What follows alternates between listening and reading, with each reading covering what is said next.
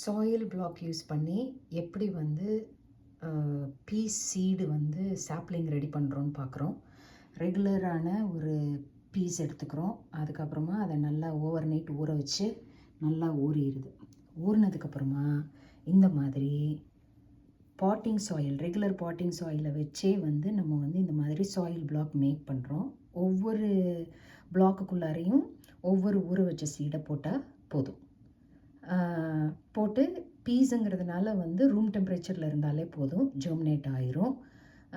நான் வந்து எப்படி வந்து சாயில் பிளாக்கில் வந்து சாயிலை ஃபில் பண்ணுறதுன்னு காட்டுறேன். இப்போ வந்து சாயில் வந்து ஃபில் பண்ணுறோம். ஓகே, சாயில் ஃபில் பண்ண கொஞ்சம் தண்ணி இருக்கிற மாதிரி தான் இருக்கணும். அப்போ தான் நமக்கு வந்து கீழே வந்து நல்ல பிளாக் வந்து ரெடி ஆகும். ஸோ சாயிலை நல்லா ஃபில் பண்ணிட்டோமா, நல்லா காம்பேக்டாக சாயிலை ப்ரெஸ் பண்ணி விட்டுக்கணும். அவ்வளோதான். ப்ரெஸ் பண்ணி விட்டதுக்கப்புறமா இதை அப்படியே திருப்பி இங்கே வச்சு இந்த லிவரை வச்சு ஒரு புஷ் பண்ணி எடுத்தோம்னா சாயில் பிளாக் ரெடி ஆயிடுச்சு. இப்போ இந்த சாயில் பிளாக்கில் நம்மளுடைய பீஸ் சீடை போட்டுடுறோம். இது போட்டதுக்கப்புறமா ட்ரை பாட்டிங் சாயிலை வந்து கொஞ்சம் அப்படியே மேலே போட்டுடுறோம். வெட்டாக இருந்தாலும் ஓகே தான், ஒன்றும் தப்பு இல்லை. இது மாதிரி பண்ணோம்னா நம்மளே வந்து பீஸ் சாப்ளிங் ரெடி பண்ணிக்கலாம்.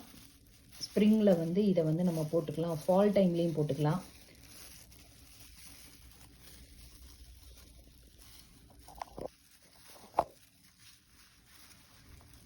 பீஸ் வீட்டு கார்டன்லேருந்தே பீஸ் எடுத்துக்கலாம். அடுத்த வரவை வந்து இந்த பீஸுடைய சீடை வந்து எடுத்து வச்சிட்டோம்னா, ஸ்ப்ரிங்கில் எடுத்து வச்சிட்டோம்னா ஃபாலுக்கு யூஸ் பண்ணிக்கலாம். இது பாருங்கள், ஆல்மோஸ்ட் ஃபில் பண்ணிட்டேன் எல்லாத்தையும். 1 2 4 எண்ணம் தான் இருக்குது. இதோ அவ்வளோதான். ஸோ முடிஞ்சது. This is how soil block use பண்ணி பீஸ் சாப்ளிங் வந்து ப்ரொபகேட் பண்ணுறோம்.